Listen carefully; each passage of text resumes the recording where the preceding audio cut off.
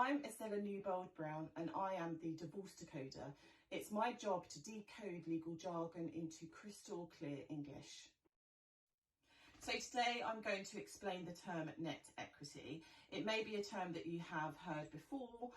Essentially, the term net equity means what cash is available in a property. So in the context of family proceedings, if you've reached a divorce and you're trying to sort out a financial settlement, the family home is one of the key assets, and it's also a property. And what the court will want to know, and I say court just because that's our measure as lawyers, we have the courts, we've got statutes, we've got case law, and that's kind of what we have to follow. So what the courts will say is you need to figure out what the net equity is in the family home and then look at how you can divide that. So what you first of all need to find out is the value of the family home. Now you can approach 3 local estate agents and get valuations that way. What you'll need to do is ask them to tell you what the sale price is of the property as opposed to the marketing price. So the marketing price is what they'll put the property on the market for. You won't necessarily get that if it sells. So the sale price is the key one. If you are using estate agents, use reputable ones, local ones, because they'll know the market, and then you can take an average of 3 valuations.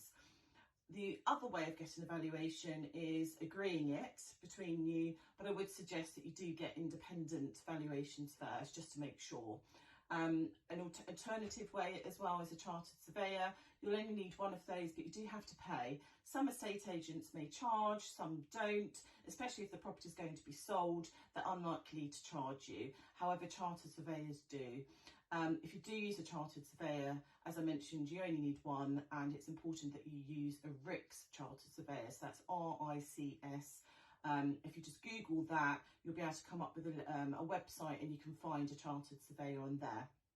So once you have the value of the property, you need to take away any mortgage that's registered as a charge against the property. So with mortgages, you'll need to obtain an up-to-date mortgage redemption statement. Also, look out for any early penalty fees. Usually it's a set amount or a percentage of the value of the property, but that needs to come off as well. So once you've deducted the mortgage, you'll also have costs of sale. The amount of costs of sale varies. It used to be kind of 3%, sometimes it can be 2.5%. That's something you can negotiate between you. The other option is to find out how much estate agents would charge as a percentage for selling a property, and then get a quote from a conveyancing solicitor and then deduct those. So there's a number of options, but otherwise you can just apply 2.5% to the value of the property, or 3% to the value of the property, and deduct that. Now, the family home usually is the main property, so if you're living in it, it's unlikely that there would be any capital gains tax to pay because it is your primary residence. But if you've got a property that you're valuing and it's not a property you're living in, it's one of your kind of property portfolios, or you've got a property abroad, it's very likely that there'll be tax payable. So I really would suggest that you speak to a tax advisor to see how much that tax would be. So in order to reach the net equity, you've got the value of the property, less the mortgage and any fees, less costs of sale for estate agents and conveyancing solicitors, and then less any tax. If you have found this clip helpful, please do like, share and subscribe.